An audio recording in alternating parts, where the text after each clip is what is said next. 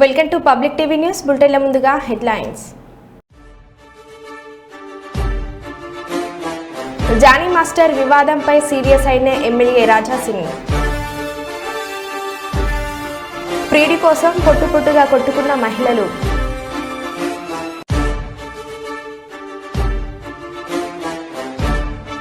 Warangal MGM ఆసుపత్రిలో అంబులెన్స్ల కొరత.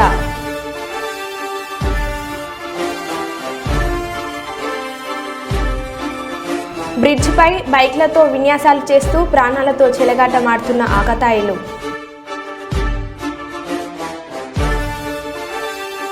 గుంటూరులోని ఆదిత్య హాస్పిటల్ వైద్యుల నిర్లక్ష్యంతో ఒక నిండు ప్రాణం బలి. ఇసుక బుకింగ్ మరింత సులభతరం. కడప జిల్లా కలెక్టర్ శివశంకర్ లోతేటి.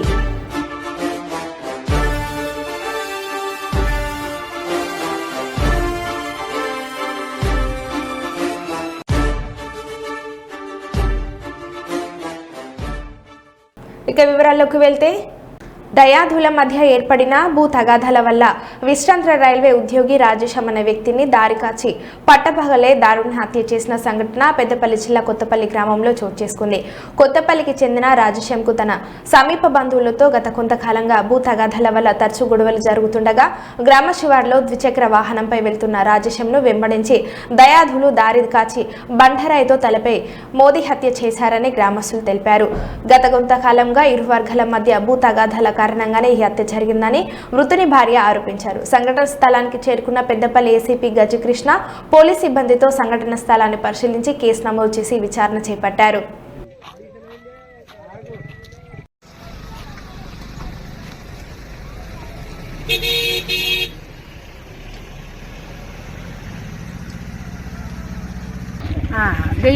అక్కడ భూమి చూపించుతా ఆ భూముల కాడ లొల్లులు ఉన్నాయి.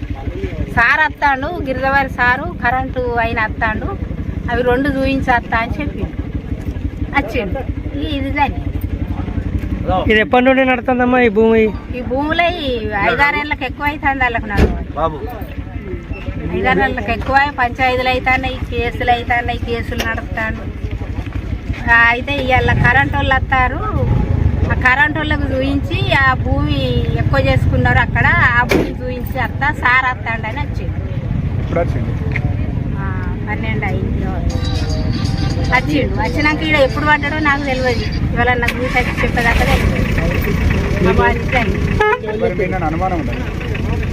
అనుమానం అంటే భూములలో అది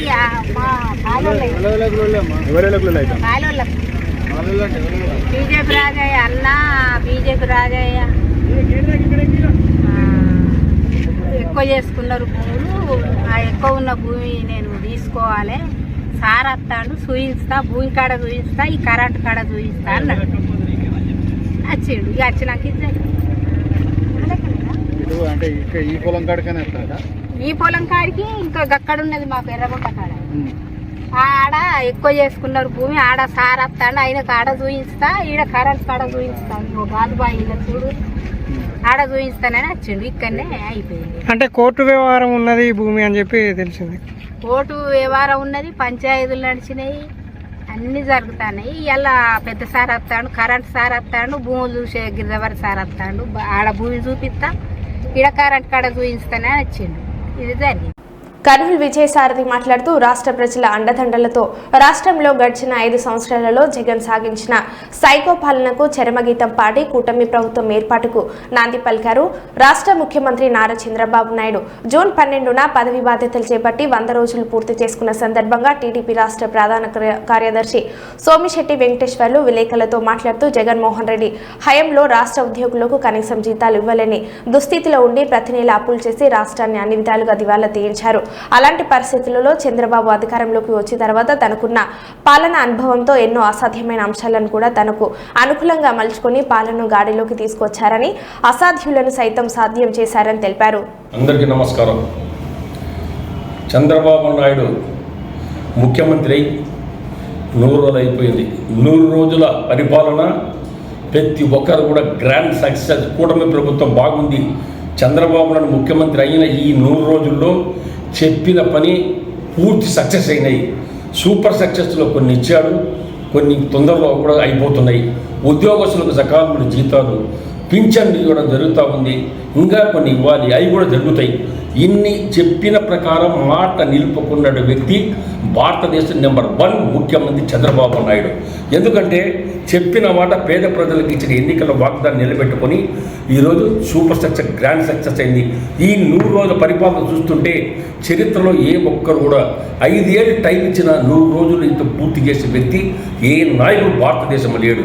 చంద్రబాబు విజన్, చంద్రబాబు నాయుడు ముందు చూపు ఏ ఒక్క నాయకుడికి లేదు. చంద్రబాబు నాయుడు ముందు చూపు ఉంది కాబట్టి ఆదాయం ఎట్లా తేవాలి, ఖజానా ఎట్లా నింపాలి, పేద ప్రజలు ఎట్లా ఆదుకోవాలి, పేద ప్రజలకు ఏ విధంగా సాయం చేయాలి, పేద ప్రజల యొక్క వాళ్ళ ఆకలి ఏ విధంగా తీర్చాలి అనే శక్తి, యుక్తి చంద్రబాబు నాయుడు ఉంది కాబట్టే ఈ రాష్ట్రం 100 రోజుల్లో చంద్రబాబు ప్రజల మన్నను కొని ప్రజల గుండెల్లో ఆరాధ్య ధైర్యంగా నిలిచినటువంటి మహానుభావుడు చంద్రబాబు నాయుడు. చంద్రబాబు నాయుడు నిన్న విజయవాడలో జరిగిన మీటింగులో, కూటమి మీటింగులో పవన్ కళ్యాణ్ కూడా బ్రహ్మాండంగా మెచ్చుకున్నాడు. అసలుకు ఇంత సక్సెస్గా ఇంత కష్టపడినటువంటి వ్యక్తిని నేను ఎక్కడ చూడలేదు. అదేవిధంగా ఏ విధంగా అయితే విజయవాడ వరదలు వచ్చి మునిగిపోయి మురుగునీటిలో కానీ లెక్క చేయకుండా 10 రోజులు కుటుంబాన్ని వదిలేసి, ఇల్లు వదిలేసి ప్రజల ముందుండి రాగా ఈ యొక్క అమరావతిని రక్షించినటువంటి మహానాయుడు చంద్రబాబు నాయుడు మహానుభావుడు. అదేవిధంగా అమరావతిని పూర్తి చేస్తే చంద్రబాబు పేరు వస్తుంది, అమరావతిని పూర్తి నాశనం చేయాలనే ఉద్దేశంతో కుట్ర పని జగన్మోహన్ రెడ్డి అక్కడ ఇసుక తీసే పడవల బోట్లను ఒక్కొక్క 50 టన్నులు మోసే 50 టన్నులు కనబడి బోట్లను ఢీకొట్టించి ఈ యొక్క ప్రకాశం బ్యారేజీలు కూల్చేదానికి నాశనం చేసేందుకు కుట్ర పడినటువంటి దుర్మార్గుడు, దుష్టుడు. ఈ దేశానికి ఇటువంటి దుర్మార్గుడు, ఇటువంటి ముఖ్యమంత్రి అయినాడే, ఇటువంటి దుర్మార్గు ఓటు వేశామే, ఇటువంటి చెత్త నాయకుడు, చెత్త ముండా కొడుకు, ఇటువంటి వాడు ఈ రాష్ట్రానికి ఎందుకు ముట్టాడని చెప్పేసి ప్రజలందరూ అల్లాడిపోతున్నారు. ప్రజలు ఏమనుకుంటున్నారో అర్థం కాకుండా నీవు ప్రజలను కాపాడే వ్యక్తివే, ఒక ముఖ్యమంత్రిగా చేసినటువంటి వ్యక్తివే నీవు ప్రకాశం బ్యారేజ్ కూలుస్తావా, ఇంత కుట్ర పన్నుతావా? అందుకనే చంద్రబాబు నాయుడు నేను విజ్ఞప్తి చేస్తున్నా, నేను మనస్ఫూర్తిగా ప్రజల తరపున అడుగుతున్నా, నేను ఒక ఓటర్గా అడుగుతున్నా. ఇవాళ సార్ మీరు దయచేసి ఇవాళ ప్రకాశం బ్యారేజ్ను కూల్చేదాన్ని కుట్ర పన్నిన జగన్మోహన్ రెడ్డిని వదిలిపెట్టద్దండి. 100 రోజుల మీ పరిపాలన విధానంలో ఇది కూడా ఒకటి చేసి ఈ దుర్మార్గుని తగినటువంటి శిక్ష విధించాలా. ఈ దుర్మార్గునికి చరిత్రలో ఏ రాష్ట్రంలో ఇటువంటి తప్పులు చేసినటువంటి ప్రజల సొమ్ము దోచుకొని ప్రజల యొక్క ప్రాణాలు బలికొట్టి రాజధాని ఉన్నటువంటి అమరావతిని పూర్తిగా నీటిపాలు చేయాలని కుట్రమన్నటువంటి ఈ దుర్మార్గుని చరిత్రలో మర్చిపో విధంగా శిక్ష విధించాలి. ఇది ప్రజల కోరిక. ఇది ప్రజల తరపున నేను మాట్లాడుతున్నా. దయచేసి దీన్ని వదిలిపెట్టద్దండి. ఎందుకంటే ఒక్కరిగిన బుద్ధి చెప్తే చరిత్రలో మళ్ళీ ఏ ఒక్కటి పని చేయడు. అందుకనే పరిపాలన బ్రహ్మాండం జరుగుతూ ఉంది. ప్రజలు మెచ్చుకుంటున్నారు. పెరోల్పై బయటికి వచ్చి దొంగతనం చేసిన పాత నేరస్తుని ఆదిలాబాద్ 2 టౌన్ పోలీసులు అరెస్ట్ చేసినట్లు డీఎస్పీ జీవన్ రెడ్డి మీడియాకు తెలిపారు. నేరస్తుడు అలీం ఈ నెల 17న విద్యానగర్లో ఆటోనగర్లో చోరీ చేశారు. బాధితుడు ఫిర్యాదుతో సీఐ కర్ణాకర్ సిబ్బందితో పట్టణంలో గాలింపు చేపట్టి నిందితుడు అలీంను అదుపులోకి తీసుకున్నారు. మరోవైపు అలీం ఫోక్సో కేసులో శిక్ష పడి పెరోల్పై బయటికి వచ్చి తప్పించుకొని తిరుగుతున్నాడని డీఎస్పీ తెలిపారు.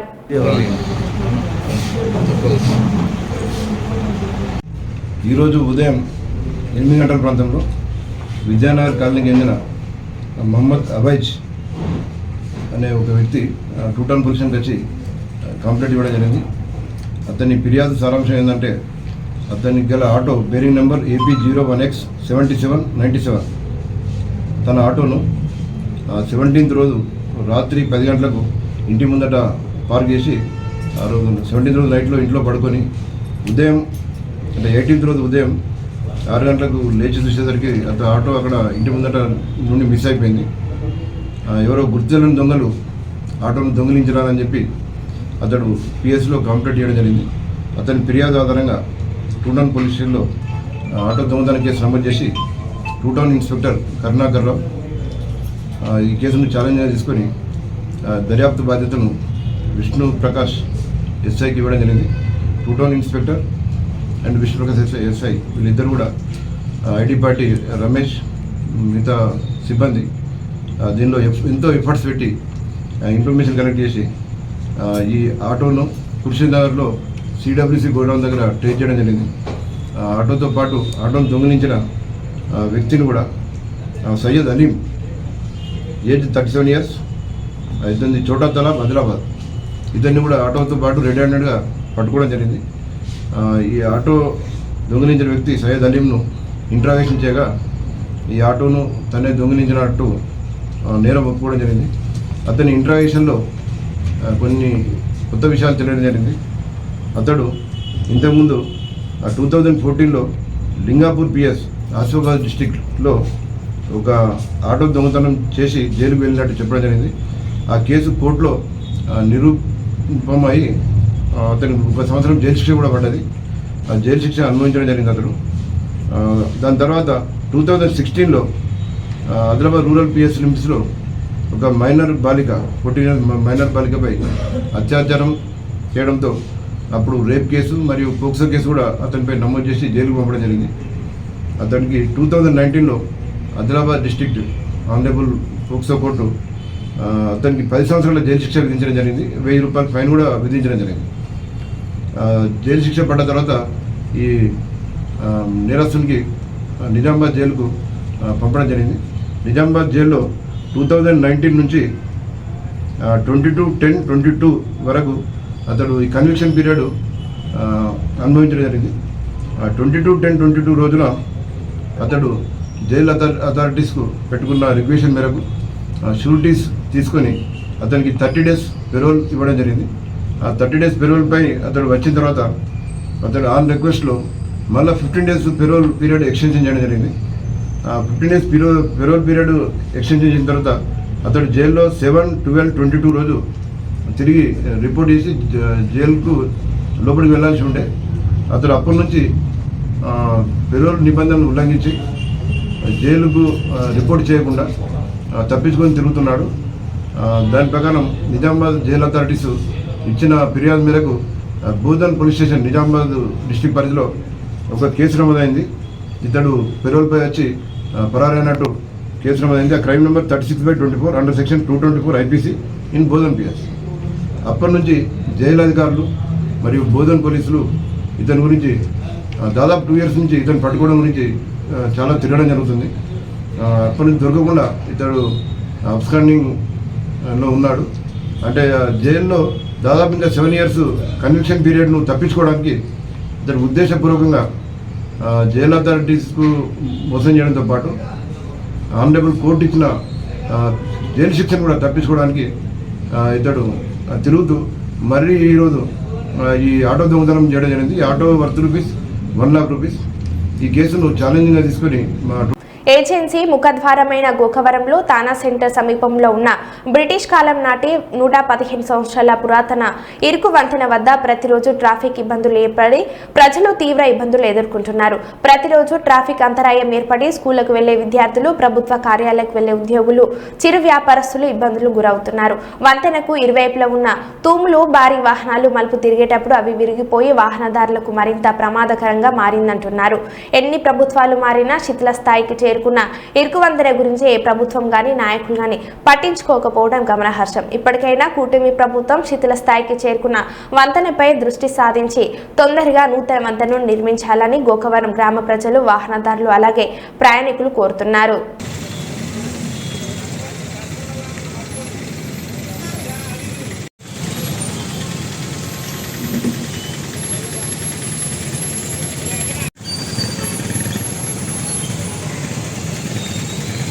బెల్లంపల్లి మండలం కన్నాల గ్రామ పంచాయతీ పరిధిలోని జాతీయ రహదారికి ఆనుకొని డబుల్ బెడ్రూమ్ ఇళ్ల వద్ద ప్రభుత్వ స్థలాన్ని ఆక్రమించి అక్రమ నిర్మాణం చేపట్టారని గ్రామస్తులు ఆరోపించారు.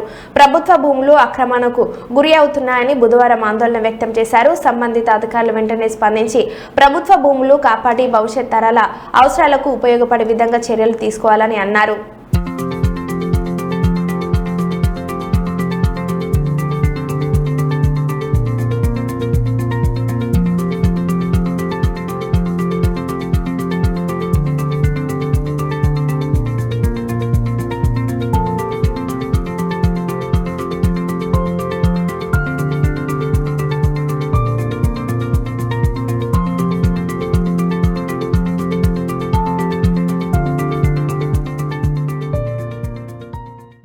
ఆంధ్రప్రదేశ్ గేమ్స్ ఫెడరేషన్ ఆధ్వర్యంలో జిల్లా విద్యాశాఖ వారుచే అనపర్తి నియోజకవర్గంలో అనపర్తి బాయ్స్ హై స్కూల్లో క్రీడా పోటీలను అనపర్తి నియోజకవర్గం ఎమ్మెల్యే నల్లమిల్లి రామకృష్ణారెడ్డి ప్రారంభించారు. అనంతరం ఆయన మాట్లాడుతూ విద్యార్థులలో సృజనాత్మకత బయటకు రావాలి అంటే విద్యార్థులను క్రీడా నైపుణ్యం కలిగి ఉండాలి. పూర్తిగా చదువుకే పరిమితం కాకుండా క్రీడల్లో కూడా వారికి అవగాహన కల్పించాలని అన్నారు.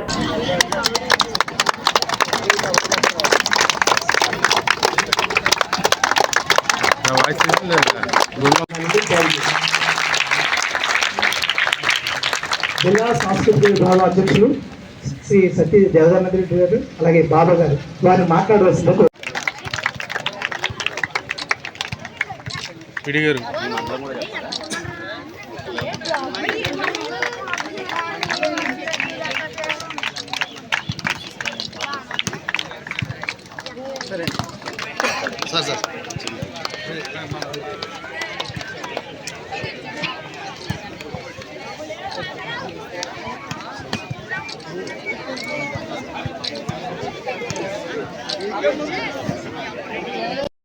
ఆంధ్రప్రదేశ్ గేమ్స్ ఫెడరేషన్ ఆధ్వర్యంలో వాళ్ళ పాఠశాల విద్యాశాఖ ఆధ్వర్యంలో నియోజకవర్గ స్థాయి క్రీడా పోటీలను అనపర్తిలో ప్రారంభించుకోవడం జరిగింది. ముఖ్యంగా విద్యార్థుల్లో సృజనాత్మకత బయటికి రావాలి అంటే తప్పనిసరిగా విద్యార్థుల్ని క్రీడల్లో భాగస్వామ్యం చేయాలి. పూర్తిగా చదువుకే పరిమితం కాకుండా, పూర్తిగా ఉపాధికే పరిమితం కాకుండా ప్రతి విద్యార్థి కూడా అన్ని రంగాల్లోని సృజనాత్మకత సాధించాలి. వారి మానసిక ఉల్లాసం, శారీరక దారుఢ్యం కావాలి అంటే క్రీడలు తప్పనిసరి. అదేవిధంగా మనకి ఒక నానుడు ఉంది, క్రీడా స్ఫూర్తి అని. గెలుపు ఓటములను సమానంగా స్వీకరించే వ్యక్తిత్వం క్రీడల్లో ఒక విద్యార్థి దశ నుంచి రాణించినప్పుడు మాత్రమే ఆ విధానం అలవడుతుంది. ఆ విధానాన్ని అలవరచాలి అంటే తప్పనిసరిగా చిన్నప్పటి నుంచి క్రీడల్లో ప్రతి విద్యార్థి భాగస్వామ్యం కావాలి. దానికి వాళ్ళ పాఠశాల విద్యాశాఖ నిర్విరామంగా కృషి చేస్తూ ఉంది. ఈ రోజు ఇక్కడ క్రీడల్లో పాల్గొంటున్న విద్యార్థులందరికీ శుభాకాంక్షలు, ఆశీర్వచనాలు తెలియజేసుకుంటూ సెలవు. దేవరకద్ర నియోజకవర్గం కాకుట్ల మండలం కేంద్రంలో తెలంగాణ రాష్ట్ర ప్రభుత్వం ప్రతిష్టాత్మకంగా ప్రారంభించిన మహాలక్ష్మి పథకంలో భాగంగా 500 రూపాయలకే గ్యాస్ సిలిండర్ పథకం కార్యక్రమంకు సంబంధించిన లబ్ధిదారులకు అధికారులు స్థానిక నాయకులతో కలిసి ధృవీకరణ పత్రాలు అందజేసిన దేవరకద్ర ఎమ్మెల్యే జి మధుసూదన్ రెడ్డి. ఈ సందర్భంగా ఎమ్మెల్యే జిఎంఆర్ మాట్లాడుతూ మహిళల సాధికారత ధ్యేయంగా తమ ప్రభుత్వం పనిచేస్తుందని, అందులో భాగంగా మహిళా శక్తి క్యాంటీన్లు తీసుకువచ్చామని, ఔత్సాహిక మహిళలు వ్యాపారం చేసుకునేందుకు శిల్పారామంలో ఉచితంగా ప్రత్యేక స్టాల్స్ ఏర్పాటు చేశామని, స్కూల్ యూనిఫామ్ కుట్టే బాధ్యత అమ్మ పాఠశాలల్లో పనులు సైతం మహిళా సంఘాలకు కేటాయించామని తెలిపారు.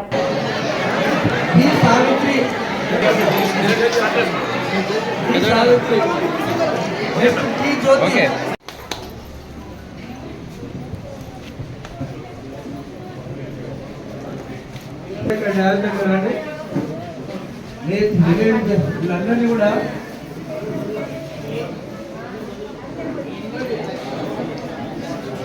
అదేవిధంగా మహిళలు కరెంటు బిల్లులు కట్టుకోలేక ఇబ్బందులు పడుతున్నారనే ఆ లక్ష్యంతో 200 యూనిట్ల కరెంటు కూడా ఈరోజు మీకు అందరికీ కూడా ఉచితంగా ఈ ప్రభుత్వం అందజేస్తా ఉంది. అదే కాకుండా మీరందరూ వ్యవసాయదారులు రుణాలు తీసుకొని రుణమాఫీ కాక ఇబ్బందులు పడతా ఉన్నారు కాబట్టి చాలా మందికి అందరికీ కూడా ఈరోజు 2 లక్షల లోపు ఉన్న రుణాలని కూడా మాఫీ చేయడం జరిగింది. అక్కడక్కడ కొందరికి ఆధార్ కార్డు నెంబర్ తప్పు వాడడము, లేకుంటే 2 లక్షల పైన ఉన్న వాళ్ళకు రుణాలు మాఫీ కాలేదు. కొందరికి వాళ్ళకు కూడా ఖచ్చితంగా మేము రుణమాఫీ చేస్తామని చెప్పి ఈ సందర్భంగా తెలియజేస్తా ఉన్నాం. ఒక టెక్నికల్ ఇష్యూస్ ఉన్న కాడ మాత్రమే, సాంకేతికంగా సమస్యలు ఉన్న కాడ మాత్రమే రుణమాఫీ కొందరు కాలేదు. వారికి కూడా ఖచ్చితంగా ఎవరికైతే రుణమాఫీ కాలేదో వారి అందరి వివరాలు కూడా అధికారుల దగ్గర ఉన్నాయి. వారికి కూడా ఖచ్చితంగా రుణమాఫీ చేసి తీరుతామని కూడా ఈ సందర్భంగా మాటిస్తున్నాం. పోయి ఉండొచ్చు, ఎందుకంటే మీకు అందరికీ కూడా తెలుసు, మనము అధికారంలోకి వచ్చిన కొత్తలోనే ప్రజాపాలన పెట్టి, ప్రజాపాలన ద్వారా మీ దగ్గరికి వచ్చి ఆ రోజు అధికారులు దరఖాస్తులు తీసుకున్నారు. ఎవరికి సిలిండర్ కావాలి, ఎవరికి కరెంటు మాఫీ కావాలి, ఎవరికి పెన్షన్ కావాలి, ఎవరికి రుణమాఫీ కావాలని ఆ రోజు దరఖాస్తులు మీ అందరితో తీసుకున్నాం. తీసుకొని ఈరోజు వివరాలను సేకరించి మీ అందరికీ కూడా ఈరోజు గ్యాస్ సిలిండర్ ఇవ్వబోతా ఉన్నామని చెప్పేసి 500 రూపాయలకి సిలిండర్ ఇవ్వబోతా ఉన్నామని చెప్పేసి ఈ సందర్భంగా తెలియజేస్తా ఉన్నాం. ఎవరికైనా రాని వాళ్ళు ఉంటే ఇప్పటిదాకా ఎంపీడీఓ గారు చెప్పినట్టు ఆ దరఖాస్తులు ఏదైనా తప్పు రాసున్నా మళ్ళీ సరి చేసే అవకాశం ఉంది. కాబట్టి రాని వాళ్ళు ఎవరైనా ఉన్నా కూడా వాళ్ళకు కూడా ఖచ్చితంగా ఇస్తామని చెప్పి కూడా ఈ సందర్భంగా మాట ఇస్తున్నాం. మీకు అందరికీ కూడా తెలుసు, కాంగ్రెస్ పార్టీ మాట ఇచ్చిందంటే మడమ తిప్పదు, వెనుకడగేదు, మాట నిలబెట్టుకుంటుందని చెప్పేసి ఈ సందర్భంగా మీకు తెలియజేస్తా ఉన్నాం. ముఖ్యంగా మహిళలకు ఈరోజు పెద్ద పీట వేయాలనే లక్ష్యంతోనే, మహిళా సంఘాలను కూడా బలోపేతం చేయాలనే లక్ష్యంతోనే మేము ముందుకు పోతా ఉన్నాం. మహిళా సంఘాలకు వడ్డీ లేని రుణాలు ఇవ్వాలని కూడా ఈరోజు నిర్ణయం తీసుకున్నాం. మహిళా సంఘాలను స్కూల్ కమిటీలలో కూడా వాళ్ళకి అవకాశం ఇచ్చి మహిళలకు పెద్ద పీట వేస్తే, ఎందుకంటే ఈరోజు మీకు అందరికీ కూడా తెలుసు, మహిళలకు 10 రూపాయలు ఇస్తే పొదుపుగా ఖర్చు చేసుకుంటారు, పొదుపుగా ఈ కుటుంబ అవసరాలకు వాడుకుంటారు తప్ప అదే మగవాళ్ళకి ఇస్తే వాళ్ళు ఎక్కడో రకంగా వేరే రకంగా ఖర్చు పెట్టే అవకాశాలు ఉంటాయి. కాబట్టి ఈ ప్రభుత్వం ముఖ్యంగా మన గౌరవ ముఖ్యమంత్రి మన జిల్లా బిడ్డ రేవంత్ రెడ్డి గారు మహిళలకి పెద్ద పీట వేయాలి, మహిళలకి ప్రతి దాంట్లో అవకాశం ఇవ్వాలని చెప్పేసి ఈరోజు మహిళా సంఘాలను ప్రోత్సహిస్తా ఉన్నాం. మీరు ఈరోజు హైదరాబాద్ లో ఉండగా శిల్పారామం దగ్గర మహిళలు తయారు చేసిన వస్తువులు, మీరేమైనా వస్తువులు ఉంటే డైరెక్ట్ హైదరాబాద్కి వచ్చి అక్కడ షాప్స్ ఏర్పాటు చేస్తా ఉన్నాం. ఆ షాప్స్లలోకి వచ్చి కిరాయి లేకుండా మీరు తయారు చేసిన వస్తువులు ఉచితంగా బస్సులలో హైదరాబాద్కి వచ్చి ఆడ అమ్ముకునే అవకాశాన్ని కూడా ఈరోజు మన ప్రభుత్వం, మన ప్రజా ప్రభుత్వం కల్పిస్తుందని చెప్పేసి, అధికారంలో ఉన్న కూటమి ప్రభుత్వం ఇచ్చిన హామీలను తప్పకుండా పూర్తి చేస్తుందని పేర్కొంటూ తాను గతంలో యువగలం 100 కిలోమీటర్లు పూర్తయిన సందర్భంగా ఇచ్చిన తొలి హామీ మేరకు ప్రభుత్వం ఏర్పడిన 100 రోజుల్లోనే గ్రామ ప్రజల ఆనందోత్సవాల నడుమ చిత్తూరు జిల్లా బంగారుపాలెంలో కిడ్నీ డయాలసిస్ సెంటర్ను ప్రారంభించడం తనకు చాలా ఆనందాన్ని, సంతృప్తిని ఇచ్చిందని మంత్రి లోకేష్ అన్నారు.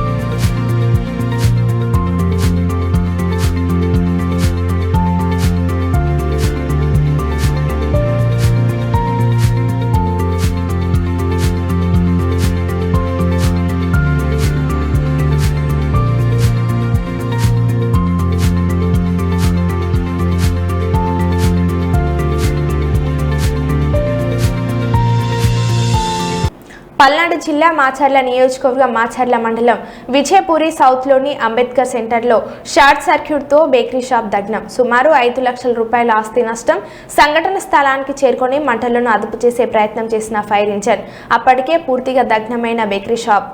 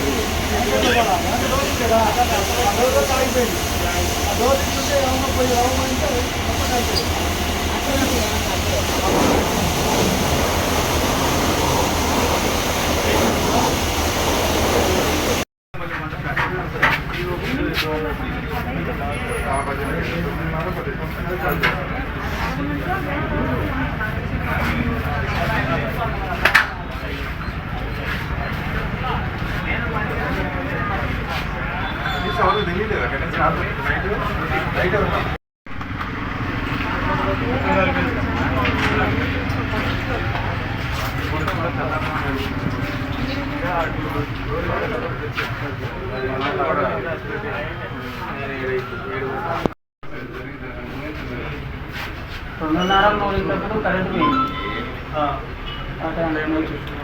2:30కి